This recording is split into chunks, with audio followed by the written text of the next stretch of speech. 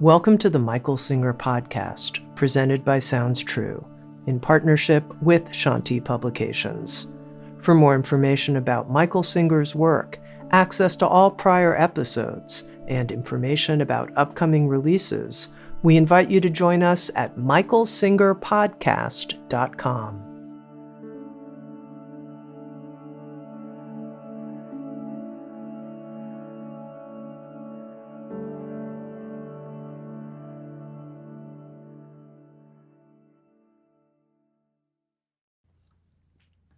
Jagged Zen Masters.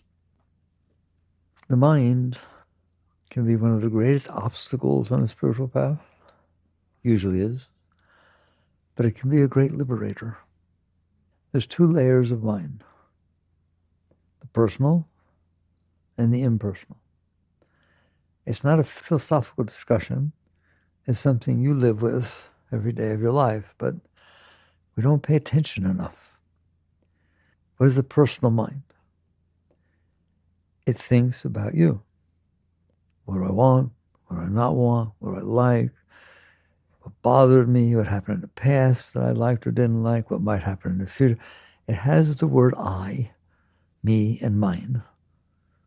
That's pretty much defines it. If it's using I, me, and mine, even things that you think are not you, like my child, my husband, what I love, what makes me feel love, it's all personal. Why? Because it's about you. Wow. What else is there? A whole universe. You're really very small. If you look at yourself physiologically, you don't take up much space on the planet, do you? There's, 8.3 billion of you running around, and they all use the word I, and they all are talking about themselves. That is the personal mind. Most people have never gotten away from it, have never gotten a distance from it, but it is not the only layer of mind. It's a layer of mind. We're going to talk about that. Well, just to get it out, what is there other than that? Well, you can think about the galaxies. You can think about atoms. You can think about everybody else. There are lots of things to think about other than you. But I'm telling you that 95% of every thought that passes through your mind is about you. Well, no, I study so I can get good grades and go to a good college. Oh, I heard the word I every single time. Not I study so that I can learn about the rest of the universe and what is going on and the black holes in space and science. And there's lots of other things to think about besides you. But even the people that are doing science think about winning a Nobel Prize, getting paid more. So this impersonal mind stuff can be brought down to the personal. It's very difficult to bring the personal mind stuff up to the impersonal. And that's why very few people do it. They think about themselves. It's sort of like Galileo got in trouble for saying that the Earth was not the center of the solar system. Well, they locked him up. He got in big trouble, right? It was a nice prison they put him in. It was like a little villa, but he wasn't allowed out. He got locked up for saying that. Well, it turns out he was right. I am telling you, that is what you are doing about yourself. You are the center of the universe. You are the meaning of your life. You're the meaning of your existence. You're the meaning of everything. You're it, man. You're it. What you like matters, doesn't it? It matters more than what anybody else likes. And what you don't like really matters. You know what happens if something in the universe takes place that you don't like? You say it's wrong. That should not have happened. It shouldn't have rained on my birthday. I was going to have my party outside. Why did it have to rain on my birthday? It doesn't know it's your birthday, but to you, it's personal. You take everything personal. Somebody says something to you that you don't like. Why don't you stop for a minute?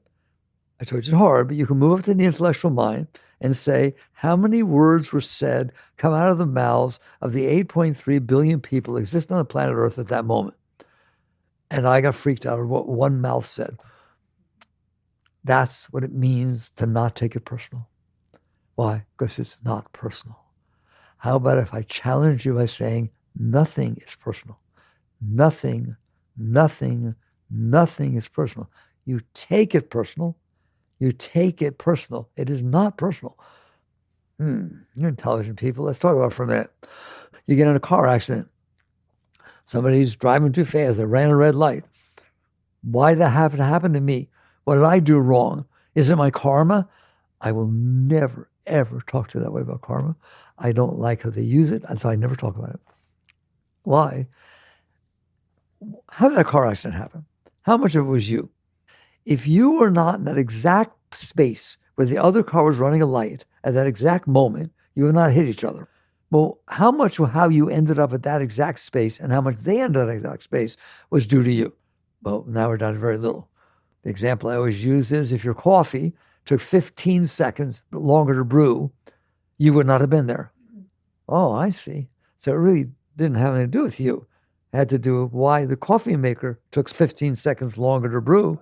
Well, it turns out, because I know this, I checked, that the coils, the electric coils in your coffee maker were put together many years ago. And the person that was soldering them together had a fight with his wife the day before and was not paying attention. If he didn't have the fight, if he didn't screw up the solder, if the coffee maker wasn't bought at exactly the right time, if it wasn't, do you understand that? You wouldn't be there, right or wrong. Oh, I see. So how personal was it? Nothing is personal. There's this thing called cause and effect. How many causes did it take for that event to take place? Like another event. Why did it have to rain on my birthday? Do you really want to know? Go to school and study meteorology. And you'll find out that the mountains over in Spain and the El Nino and La Nina, if they weren't doing what they were doing, it would not have rained on your birthday. That's why it rained on your birthday. It's not personal, is it? Will you dare to look at reality instead of through the lens of your personal mind? But we don't do that, all right? How could you say that to me? I never thought you would say something like that to me. Yeah, that's personal, isn't it? Really?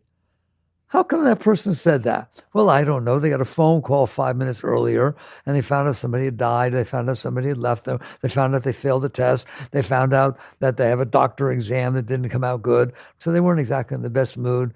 Otherwise, they wouldn't have said it. Well, how did that happen? Et cetera, et cetera, et cetera.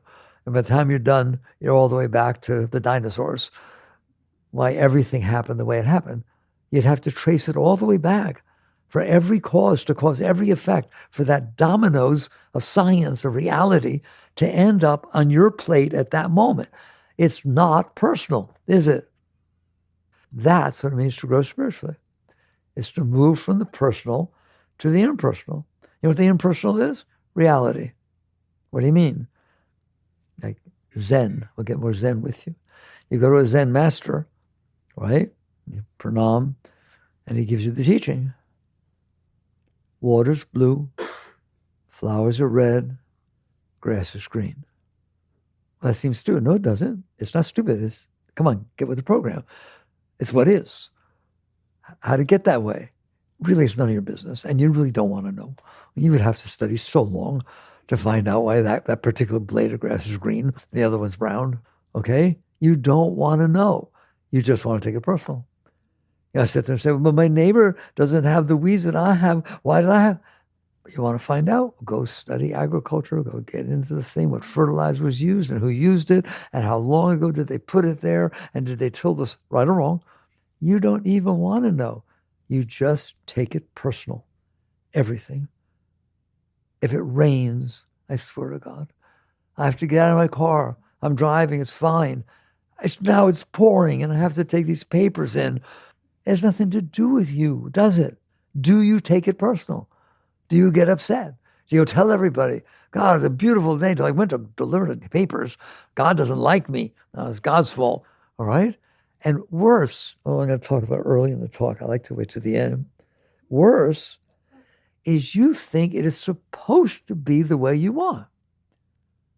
It's not supposed to rain when you have to deliver these papers and walk out in the rain. Well, that's not reasonable. That's not fair. That's not just. No, it just is. The difference has nothing to do with right or wrong or good or bad or karma. It doesn't. I'm sorry. It has to do with science. The outside world is the result of science. And part of science is psychology. That's a science. Therefore, people are behaving the way they're behaving, not because of you. Do you understand? If you're standing somewhere, somebody's yelling at you, all right? They're not yelling at you. You just happen to be standing on a spot on the planet Earth where somebody's yelling. If they had a better day, they wouldn't be yelling. If you had been late, they wouldn't be talking to you. It is just the result of everything, causes everything. And a wise being lives there and says, so be it. So be it. It's not about me saying I like it or don't like it. What happens if you like it or don't like it? You either cling to it because you want it to happen again. Now you're screwed up. You're busy manipulating, controlling everybody and everything. Or you resist it. You push it away. I don't want to have had that experience. I don't want to experience that. In other words, you struggle. Buddha said it to you. What was Buddha's second noble truth? First was, all life is suffering. No, doesn't mean you break your arm every day. You do suffer. Do you understand that? You struggle. You have anxiety. You have fears. You have tension. That's called suffering. Compared to where he was in nirvana, all right? What's the cause of suffering? He was a man of very few words. I mean, Buddha literally came back from his enlightenment and said, now he understands the cause of suffering. Well, the rest of the priests said, there's old age, there's sickness, there's death, there's people taking advantage of you, there's getting poor and losing all your finance. There's a lot of reasons for suffering. You know what he said? No, there's only one.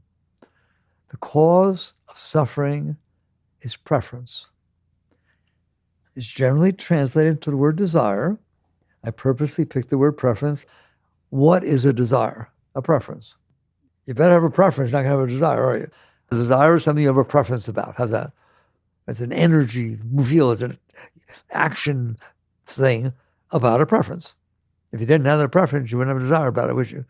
And he said, all suffering, what a wise being, all suffering is due to preference. What do you mean? If you don't mind getting sick, you're just sick. You're not suffering. You're just experiencing being sick.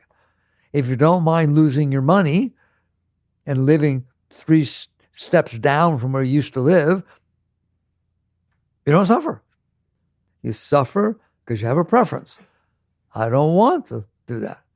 If you're married and someone you love dies, you don't feel joy. You feel sorrow. You feel loss. But you don't want to feel sorrow. And you don't want to feel loss. So you fight it. I'm not supposed to feel this. Why does she have to die? It's not fair. I told her I want to die before you do because I don't want to. You hear me? You have a preference. There's nothing wrong with feeling loss if you don't prefer not to. That is where a master lives. Someone asked Ramakrishna, one of the highest beings that walked the face of the earth, does an enlightened master ever feel anger? You know what he said? Yes. He said, but it's like riding on water. What difference does it make when you're riding on water? It's not there in a moment. As your finger passes through, it's gone. Therefore, anger is free to come up and pass right through. If you don't resist it, if you don't have a preference that it not be there, if you're not afraid of it, it just is an emotion in the universe, is it not? Anybody know anything about anger? Anybody ever feel anger? It's a word. How do you know about it? It's inside. Because everybody knows about it. It's part of reality, isn't it? Fear, loss. It's not about not experiencing those things. It's about being willing to experience those things, having no preference. If you don't fight it, it passes right through. In fact, because you're advanced, I'll jump. It doesn't just pass right through. As it comes up, it passes through the different centers, the higher centers, and anger becomes love. Literally, it's called transmutation of energy. It's not something you do. Spiritual growth has nothing to do with you. It has to do with you not being there and allowing the natural forces of creation to express themselves. So you feel anger. So you lose your job. So you feel the natural feelings. So somebody dies who you love. You feel loss. Okay? But if you don't fight it, If you don't have a preference that I don't want to feel loss, I don't want to have failure, I don't want it to be hot, I don't want it to be cold, I don't want to get old. I don't want to get old. Who wants to get old? You get like me, all wrinkly and no hair. So you sit there, you listen to me. You don't want to get old, do you? You want to look good all the time and attract people and so on. What if you don't have a preference? What if, all right, I used to tell the story this way. You're standing there with a bunch of friends and somebody you see in the distance, somebody's coming up. Someone's crossing the street and you turn to your friend and say, oh my God, here she comes. Like, it is so embarrassing. Like she treats me like I walk on water. She thinks so highly of me. It's embarrassing. Wait, you'll see. So somebody comes and says, oh my God, it's you. Oh, I get to see you again. Oh, you're so beautiful. You look more beautiful than the last time I saw you. And you're standing there. They pass by. And all your friends are looking at you. Oh, okay. Then a few minutes later, somebody else is crossing the street. And you see them. And you have the exact same reaction. Like you say to your friends, oh my God, this person hates my guts. They've never said a nice thing about me since we were in kindergarten. Wait do you see how negative she is? Wait do you see? Right? Person comes up, dumps all over everybody. Like, how could you even hang out with this filthy person? Blah, blah, blah, blah, blah, blah. And you are exactly the same with both people that pass through. That's what it means to be clear. That's what it means to be impersonal. It doesn't mean you have made sure that nobody shows up who doesn't like you when you're with your friends. You just think it's just God. It's just energy. It's just life passing through. And if you don't have a preference, let's go back to Buddha. Is it true? If you don't have a preference, somebody hates you or somebody thinks you walk on water, they're the same. They're people spewing noises out of their mouths. That's what it means to grow spiritually. Meher Baba said, man minus mind equals God. Man, woman, minus mind equals God. He's talking about the personal mind, not the impersonal mind. If you are hanging out with the personal mind, you are suffering. And you will see that.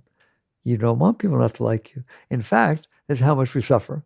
Somebody tells you that yesterday they heard that Paul told Sally that you did something 3 years ago they didn't like and they never liked you ever since.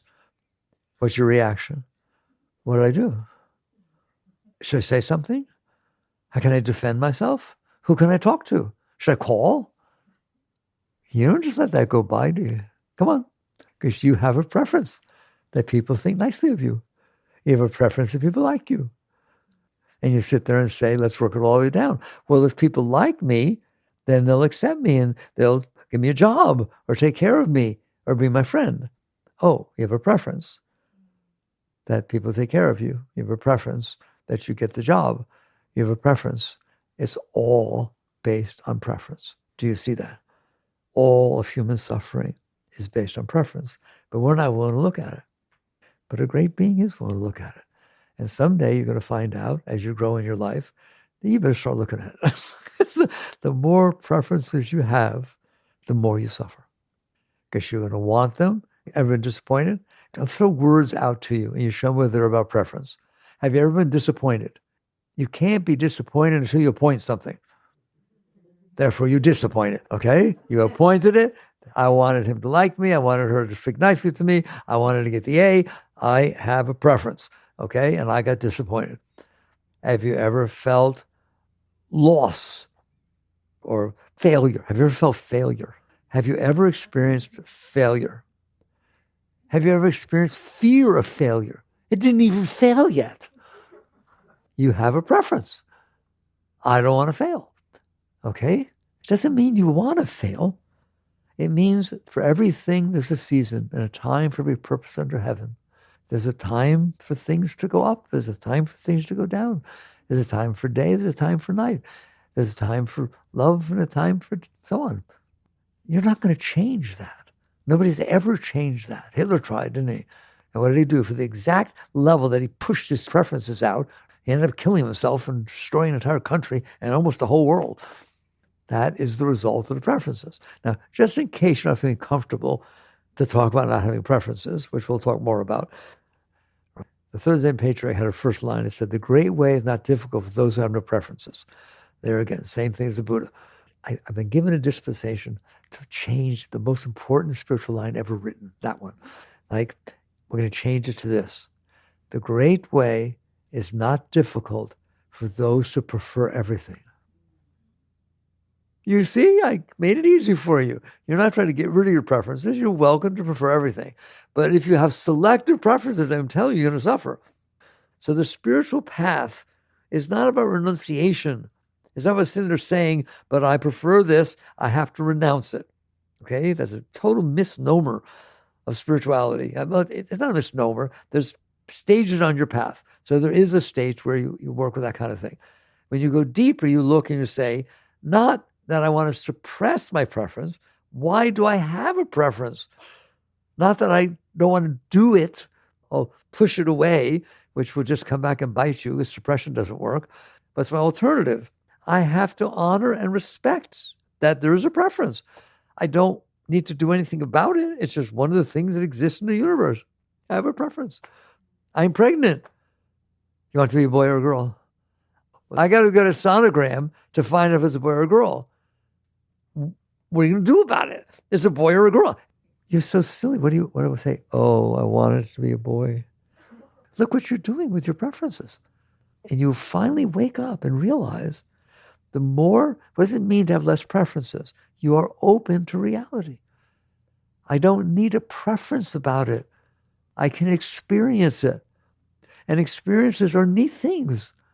In the end, you're going to find that experiences are your teachers. Every experience you have is teaching you something. If what you do with it is say, I don't like this experience, then you go to school and you didn't do well and you say, I'm not taking that course again. I don't want to learn that. I'm not good at it. I don't want to learn it. As opposed to, Earth is a place that souls are sent to evolve. Earth is a place, a little planet, spinning in the middle of nowhere, is a place where souls are sent to evolve, and you're one of those souls. Well, how do you evolve? By locking myself in the house and putting bars on the windows, make sure that nothing ever happens that bothers me, and then playing people and manipulating people and conjuring things up so I get what I want all the time. That's how I evolve. No, that's not what Darwin said. He said evolution is through experience, it's through interaction. Correct? By going through the changes you need to go through because you're being challenged. And that is true of spiritual evolution. And so you get to the point where you understand it is not about getting what you want. In fact, getting what you want, I feel sorry for people who want to get what they want because they suffer. And they try to find all kinds of methodologies. Have you ever changed how you act because you want someone to like you? Have you ever felt a little anxiety of what you're going to wear today because they liked what you wore yesterday and they complimented it, but if you wear the same thing, it'll smell? And so what do? Don't tell me you don't have these experiences. You're causing anxiety. You can't be happy with anxiety. You can't feel love when you have anxiety. You have anxiety about feeling love. Somebody tells you they love you. You're trying to figure, well, why? What did I do? What can I do it again? Was it this? Or maybe it was that. I don't know. Maybe it's something I said. What should I say? What did I say? You really want to live like that for the rest of your life because it's going to get worse. It doesn't get better. I don't want to go to nursing home. No, I took care of you. I don't want to stay in a nursing home. Don't put me in a nursing home. What are you doing? Maybe the right things. You go to a nursing home, we come visit you, you're taken care of. Nobody says there's anything wrong with anything, except you said it. And by the way, I forgot to ask you, how do you decide what your preferences are? Have you ever looked at that? You know you have them. If you get what you want, you feel happy. If you don't get what you want, you feel disappointed.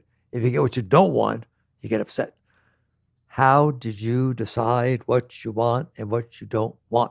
Have you ever questioned it? Because I'm telling you, 10 years ago, you would not have made the same list. They would have something to do with your dolls, okay? Or something like that. And maybe a year ago, you're into Teslas, and now maybe you're not, or maybe you are, right? It changes, doesn't it? How? Why? People have preferences. How did they get them? I should just send you home. That's your homework. Psychology says man is the sum of his learned experiences, doesn't it? Man is the sum of his learned experiences, okay? That's where you got your preferences. Something happened in the past that you liked. And that past could be when you were 5 years old. You've always liked princesses. Okay? And somehow somebody treats you like a princess. And, ooh, okay? You never liked princesses. Then someone says, you're my princess. That's it for him. They are impressions that get left on you based upon past experiences you had. And as examples I used about the coffee maker, if 5 minutes earlier that experience had taken place, you might not have had the same experience. If you're not in a good mood, if somebody said the accent was of a nationality that you don't like. Do you understand that? The people teach you, now I'm getting in big trouble. People teach you that first impressions are very important, don't they? Have you ever heard that? That's ridiculous. Somebody's first impressions because they had a bad pizza last night, or because they got a phone call that bothered them 2 minutes earlier, and now they're categorized that this is not a nice person, this person is rude, or there's a really, really nice person because they won the lottery yesterday. First impressions are absurd. They're nothing. I'm telling you, this whole thing about first impression is the most ridiculous thing in the world, because anything can happen before you meet that person that changes how they behaved and what they said to you, and that is how you think about that person. I know that Americans are ugly. I met one. You understand? I'm a waitress in France. And these Americans came in. They were loud, playing crazy music. They're just talking all the time. The Americans are ugly. It's called the ugly American. Oh, you really met one. I'm proud of you. Do you understand? If I'm not talking to you, you stay like that? Does it make sense that your first impression with somebody matters? Isn't it rather random how they are at that moment? So how can the first impression matter? You get to the point that you understand things are what they are. I'm not here to judge them. I'm not here to like them or not like them. I'm here to experience them. And if I'm open enough to experience it, everything has something to teach me. I become much broader as opposed to, now I know what you're like. Okay? Therefore, the deep teachings are as follows. You're in there. The world's out there. Check. Is that truth or not? You're in here, aren't you? Things come in from outside and you experience them, right or wrong. How? Because you have these things called senses. I understand there's 5 of them. And they pick up the outside world. What if they didn't? You wouldn't know it was there. You'd still be in there. You have nothing to do with the outside world. How do you know that? Because you need to have sensors out there that pick it up and send it back to you. There, go slower. Do you agree? Do you see that? You are the end user from a computer's point of view. You're not the chip. You're not the wiring. You're not the input. You're what receives the final experience that came in. You are the self. You're a conscious being, are you not? Are you in there? Do you experience things? How do you know? Because I'm in here. What if you didn't have senses? Then I wouldn't be experiencing that. Some people don't hear. Some people don't see. Some people don't smell. They don't experience that. They didn't experience any of the 5 senses. I'm telling you, they don't know it's there. There's nothing there. Okay? But they're still in there. Your consciousness, I told you, nothing's personal. Now I'm going to tell you that the outside world has nothing to do with you. The outside world has nothing to do with you. There's a moment unfolding in front of you all the time, is there not? Very special moment, right? How many other moments are there going on that you're not experiencing? Give me a number. 700 billion zillion quillion? Why is the one that you happen to be experiencing different than all the ones you're not experiencing? Because you're not experiencing it? Now there's ego for you. That moment is no different. Look to the left, you get a different one. Look to the right, you get a different one. Up, down, anywhere you want. Take 5 steps forward. There's moments everywhere. And Einstein's time-space continuum, not just on Earth, everywhere, every spot in all galaxies, there's something going on. You're experiencing one of those moments, and you're freaking yourself out over it. You can't be okay because you've decided how that moment is supposed to be. Well, where did you get that idea? Because of the past moments I experienced. sum of your learned experiences. Do you like snakes?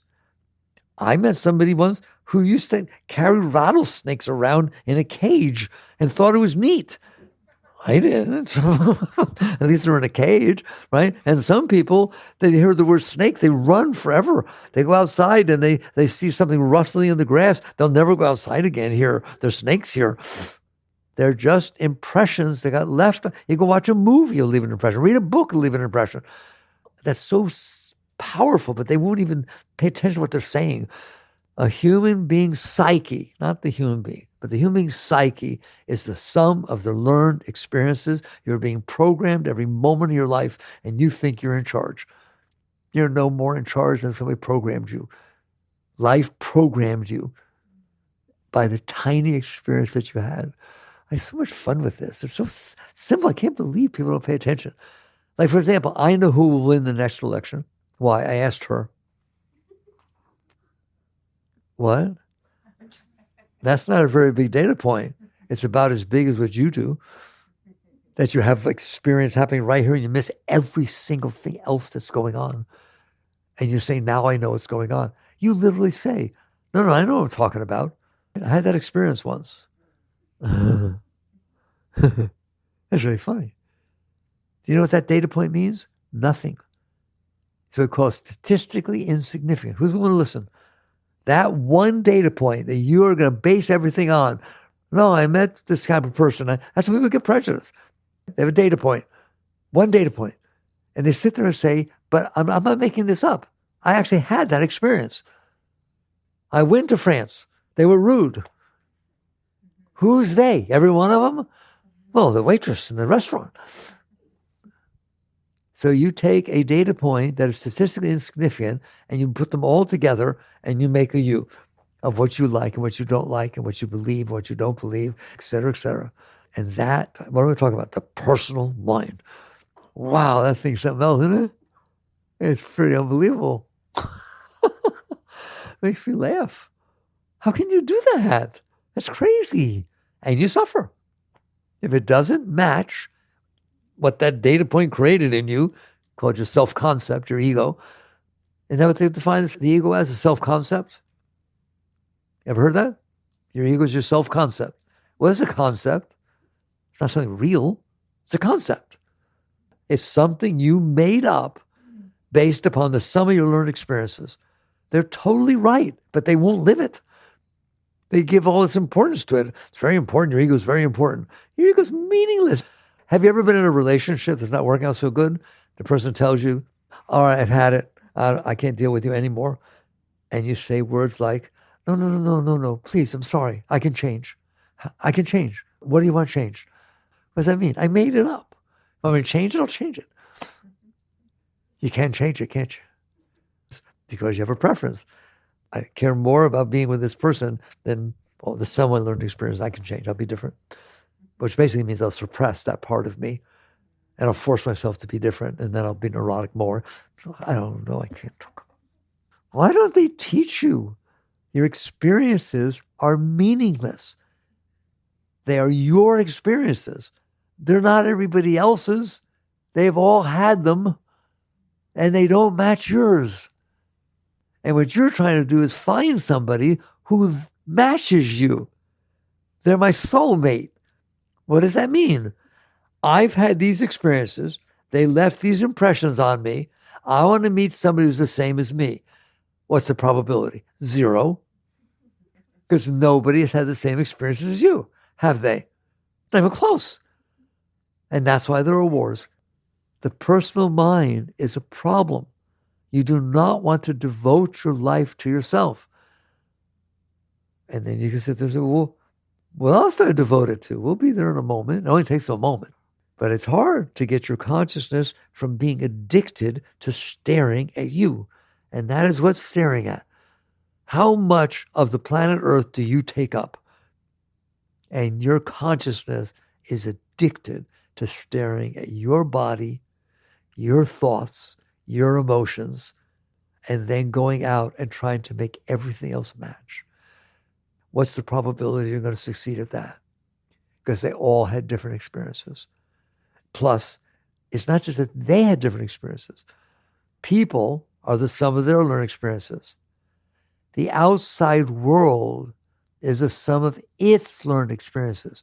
Physics, chemistry, the exact sciences determine the weather, the this, the earth. That's what that is.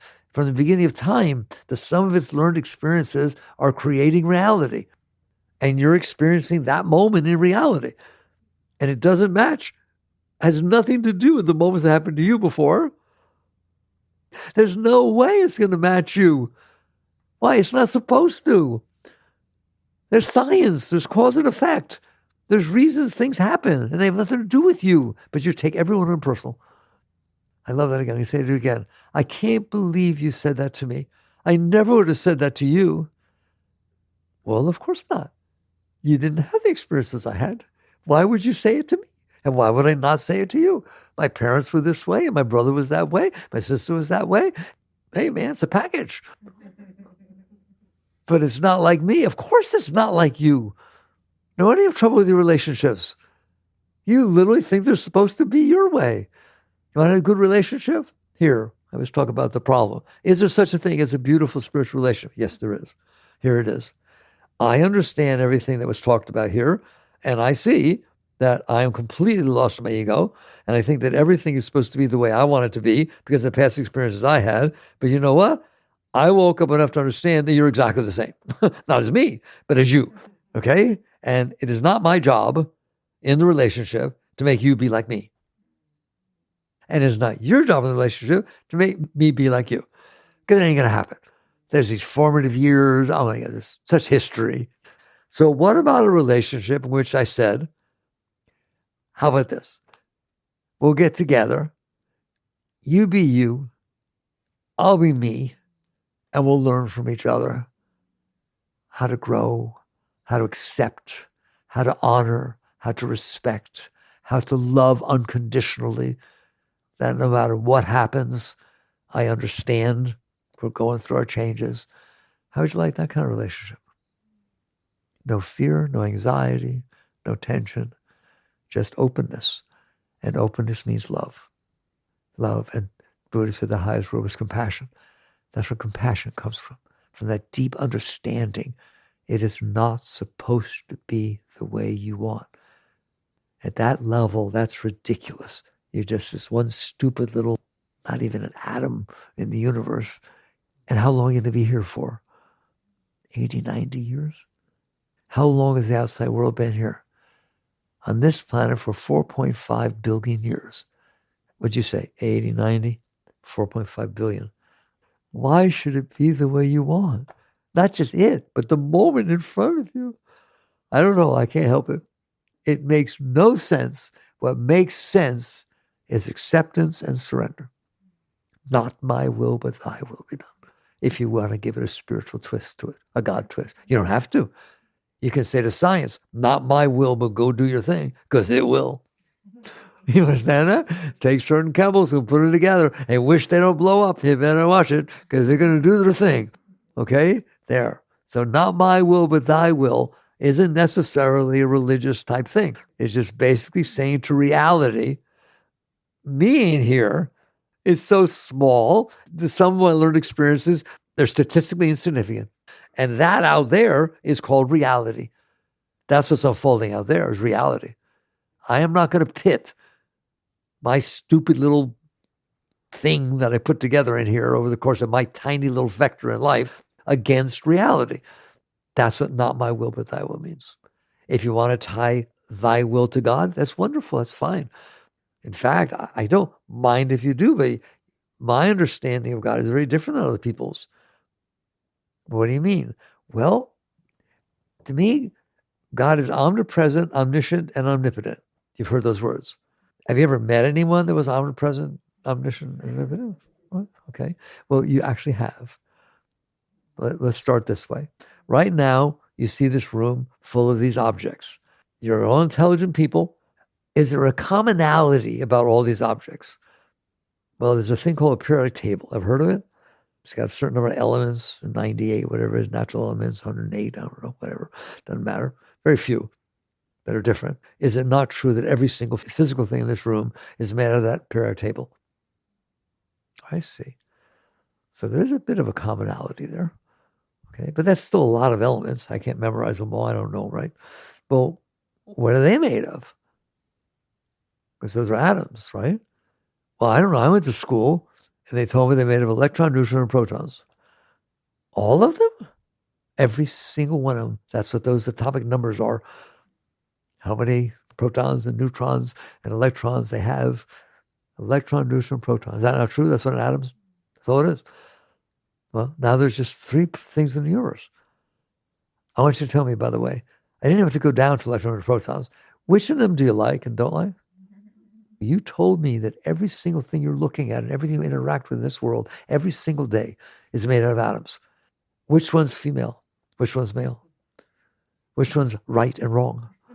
And now I'm going to take it past the atom, down to electrons and protons. Now you're going to have a lot of trouble figuring it out, aren't you? But wait a minute, you just told me it's made out of that. Well, this is my favorite part. Are there really electrons, neutrons, and protons? Uh-oh. They lied to you. They didn't tell you that electrons, yes, but neutrons and protons are made of other things. Get down to quantum physics. Quarks, leptons, bosons, there's different subatomic elements. And then they found out, because I'll do it very quickly because we're out of time, we've gone pretty far today, right, that they're not even there. What do you mean? They have properties that behave a certain way, like magnetic and color and whatever, but they're really just wavelets in a quantum field. Just like if you drop a leaf into a lake that's still, it makes waves. If you agitate a quantum field, and the quantum fields are omnipresent. That was one of my favorite things. I was reading something from NASA. You can believe NASA, science, right? Years and years ago. And they literally said, the quantum field is omnipresent. They use that word. What does that mean? Every galaxy, all 2 trillion of the galaxies and everything in it are in the quantum field. They all come out of the quantum field.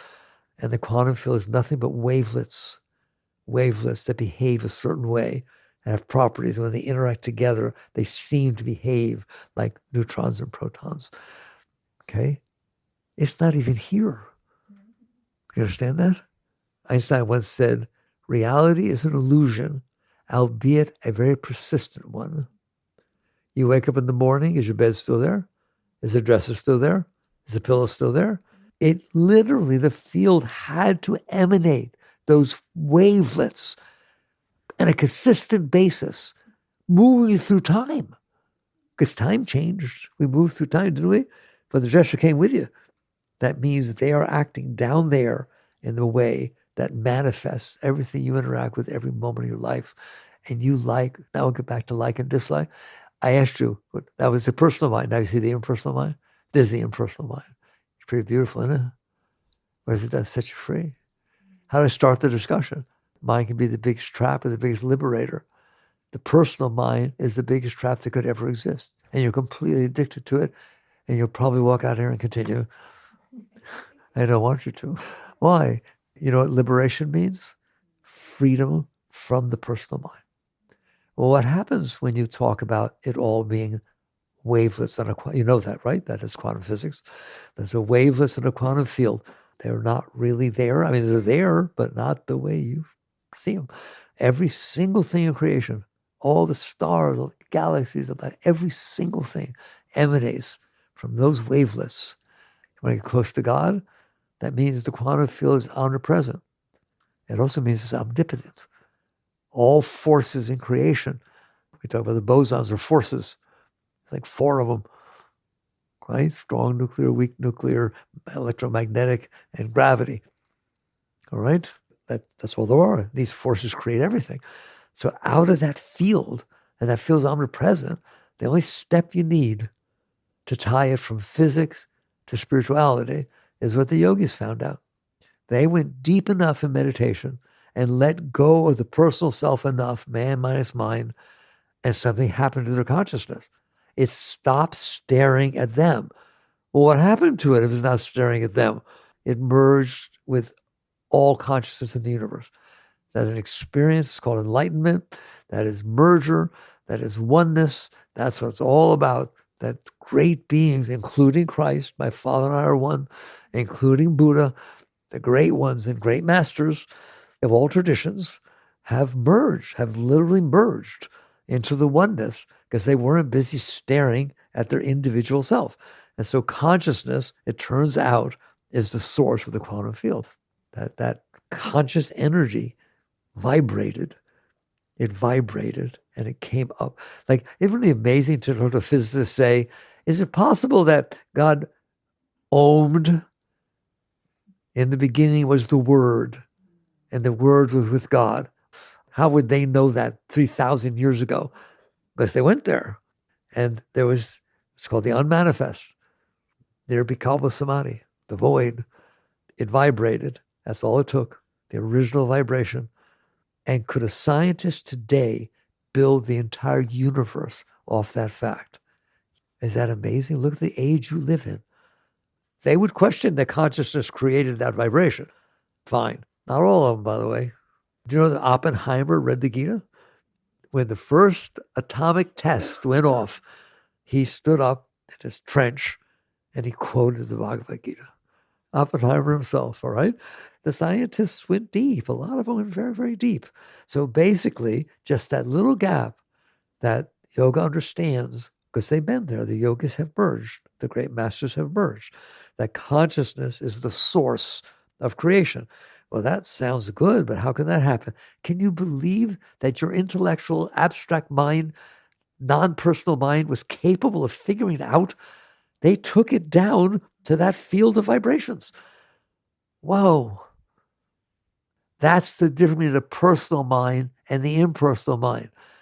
There's a pure sense of, I want to know truth. Well, if you want to know truth, then you don't lock Galileo up. And if you want to know truth, then you don't not study the stem cell. There was a time in which you were told that they were not allowed to study stem cells. It's the same as telling Galileo, he can't tell everybody that the earth is not the center of the universe. Fortunately, that stopped, all right? But when science is doing that, that's not science, okay? When you're free mind, and you're studying to the best of your ability to find out truth, real truth. And if your truth is challenged, you love it. And if it turns out wrong, listen to me, if you're a true scientist and you devote your life to a theory and somebody proves it, like Einstein, that somebody proves it wrong, you love it, you love them, you worship them for the rest of your life. Because you don't care about the I, you care about the truth. And somebody helped you see truth. That's the intellectual mind, that's the abstract mind, that's the pure mind, that's the impersonal mind. Big difference in it. Okay. We went a long way today, didn't we? Covered a lot of territory. Kind of backed my way into the impersonal mind. I didn't have to specifically talk about it, right? But we did. When you're down there talking about that quantum field, and it's just so beautiful. Oh. So net result is, the personal mind is a problem. I know it's difficult to listen to because we devote ourselves to that thing. Why? Because if we get what we want, we feel good. If we don't get what we want, we feel bad. And if we get what we don't want, we really feel bad. It's true. It's true. That is definitely your experience. Are you willing to look underneath that? Just like a scientist looks through the atoms and gets down to what's really going on.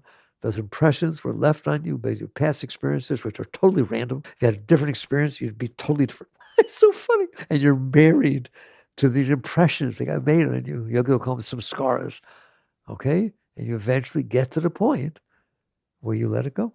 You just keep day by day letting go, becoming nobody, empty bell. And you will go to these great states. You're a very great being. What's inside of you is more beautiful than anything you can ever feel from the outside. All right? Integrative.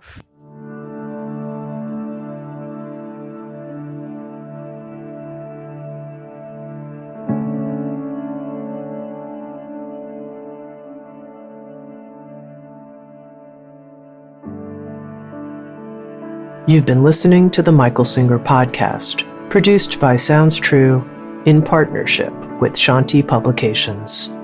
For more information on Michael's body of work and all back episodes, please join us at michaelsingerpodcast.com. Thanks so much for listening. Sounds True, waking up the world.